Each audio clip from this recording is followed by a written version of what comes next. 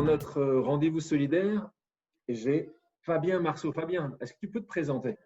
Mon nom de scène, c'est Grand Corps Malade. Alors, c'est un nom de scène, c'est mon nom d'artiste, c'est un nom de slammer. Et voilà, j'ai pris ce nom de scène au moment où j'ai commencé le slam en 2003. Et voilà, tous les slammers avaient des pseudonymes pas possibles. Donc, j'ai choisi le mien, un peu comme un totem, comme un nom de Sioux. Donc, voilà, c'est resté. C'était pour déconner une soirée et c'est resté mon nom de scène. Donc, la plupart des gens me connaissent mieux sous le nom de Grand Corps Malade que Fabien Marceau. Ouais. La raison pour laquelle je t'ai invité, c'était évidemment pas pour parler de ton art et de ton travail, mais vraiment de ce que tu fais au quotidien pour ceux qui sont aujourd'hui dans des situations très complexes avec le Covid-19. Tu as déjà participé, je crois, aux enchères solidaires de solidarité avec les soignants, mais ce Mhm. n'était pas forcément de ça que je voulais parler. Je voulais parler de ton titre que tu as lancé il y a 2 semaines de ça. Raconte-moi un peu la genèse de ce titre, Effet secondaire. Bah, ce titre, il est né évidemment des questions que je me posais vu la situation.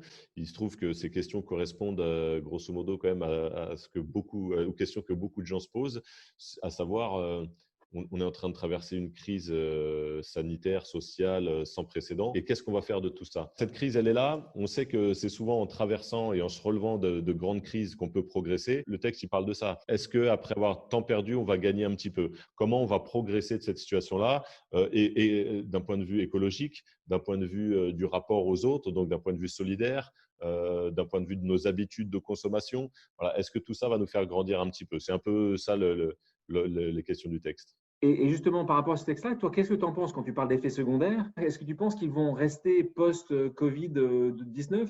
C'est quoi pour toi le monde après? Je suis bien incapable de le dire.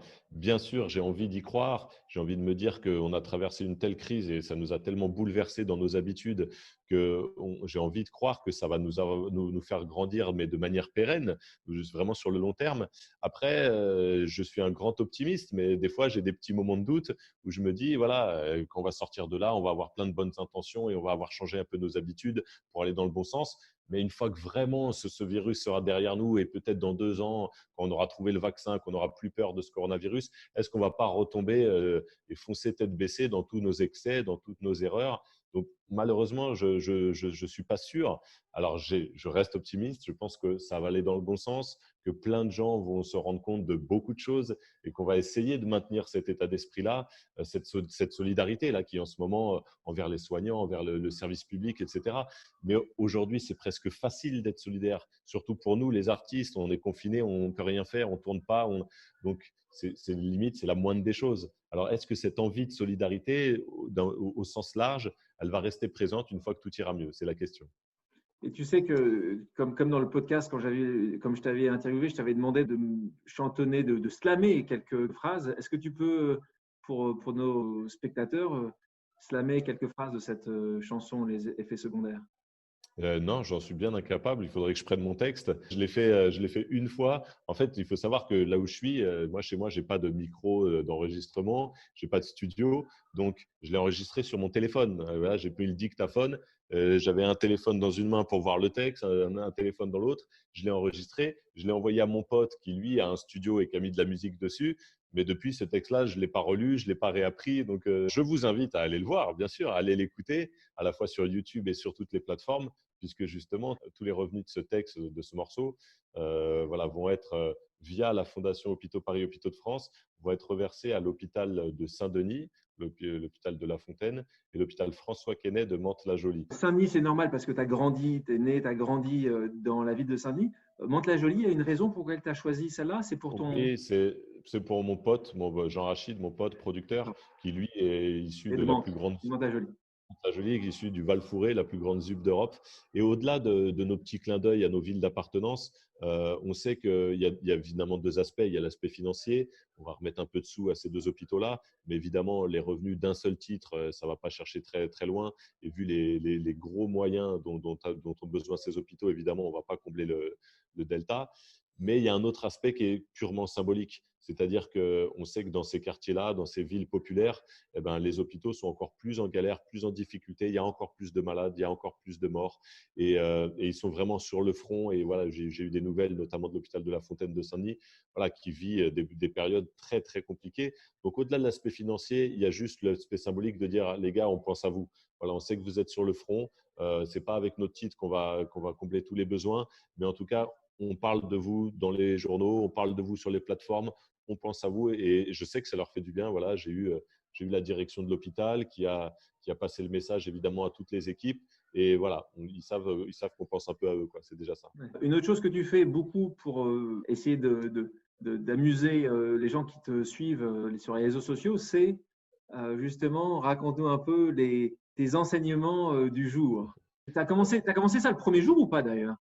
Le jour 2, je n'ai Le pas jour fait le 2. premier jour, mais le deuxième jour, pour déconner, c'était une petite story sur Instagram. J'ai dit, tiens, bah voilà, enseignement du jour, je parle de Ninjago parce que j'ai regardé Ninjago, donc un dessin animé avec mes enfants, où je dis que le sensei Maître Wu s'est fait voler le casque d'argent. C'était quand même l'enseignement du jour. Deuxièmement, je ne sais plus poser une division avec un stylo et un cahier. Troisièmement, mon fils a des cordes vocales extrêmement développées quand tu restes 2 jours de suite avec lui. Bon, voilà. Et puis, c'était pour déconner. Et puis, finalement, j'ai eu plein de retours, tout ça. Et comme ce que je vis et mes petites anecdotes un peu décalées et pleines d'autodérision correspondent aussi beaucoup à ce que beaucoup de gens vivent, du coup, j'avais plein de retours. Ah, moi aussi, ça m'a fait ça, moi aussi, etc. Du coup, j'en ai fait une par jour. Celle que tu préfères? Il y en a une il y a 2, 3 jours. J'ai mis pas enseignement, mais discussion du jour. Et là, il y a mon fils qui disait, papa, il y a une dame qui parle toute la journée dans la chambre au fond. Elle parle toute seule. Et donc, je lui ai répondu, non, t'inquiète pas, c'est normal. Elle parle pas toute seule. Elle parle avec ses collègues. Et si un jour elle sort de la chambre, tu vas peut-être la reconnaître. C'est maman. Ça a été validé par ta femme Julia, hein. Entièrement validé. Entièrement. Elle a beaucoup d'autodérision aussi. Et comme elle bosse, on va pas lui en vouloir de bosser dur pour le service public de Pour le Saint-Denis. service public. Et moi, la mienne, c'est ça que tu as fait il y a quelques jours, qui était la suivante. Ah, le dimanche, l'occasion de rester un peu tranquille à la maison. Et après, pouvoir profiter des enfants qui nous racontent un peu leur semaine. Moi, c'est vraiment le mot enfant qui rime avec confinement. C'est-à-dire que, en effet, comme ma femme bosse beaucoup, là, je suis vraiment instituteur, animateur. Je fais la cantine, l'école, les devoirs. Donc, bon, j'ai un double niveau. J'ai un CP-CM1, mais ça va, il n'y en a qu'un par niveau, donc je m'en sors à peu près. Ah, c'est chouette. Est-ce que tu trouves que le confinement, ça te permet d'être plus créatif? Pas du tout. Notamment avec les enfants, ouais, c'est sûr que c'est super agréable. Voilà, moi, je suis un privilégié. On a des espaces. La famille va très bien. Donc, même si évidemment, je suis sous le poids de ce qui se passe autour de nous et plein d'interrogations, en tout cas, d'un point de vue familial, tout se passe très bien. Je suis un privilégié. Mais en tout cas, non, j'ai pas du tout le temps de créer beaucoup. J'ai trouvé 2 heures pour écrire ce texte effet secondaire. J'essaye de préparer un peu l'après-confinement parce qu'on est en plein enregistrement d'album. Mais non, je ne suis pas très productif en ce moment. Je suis plus instituteur que artiste. Donc, l'album devrait sortir quand? Ça devait sortir mois de mai ou mois de juin, donc évidemment, ça va être décalé. A priori, ce sera le mois de septembre. Ça va s'appeler Mesdames et ça va être 10 duos avec 10 femmes. Donc, des chanteuses, des actrices, des très connues, des moins connues. Donc, voilà, on avait déjà commencé à enregistrer. Il va falloir qu'on finisse ça au mois de mai-juin et on va prendre le temps tranquillement pour que ça sorte au mois de septembre. Fabien, merci d'être venu dans ces rendez-vous solidaires. Avec plaisir. Merci, Alexandre.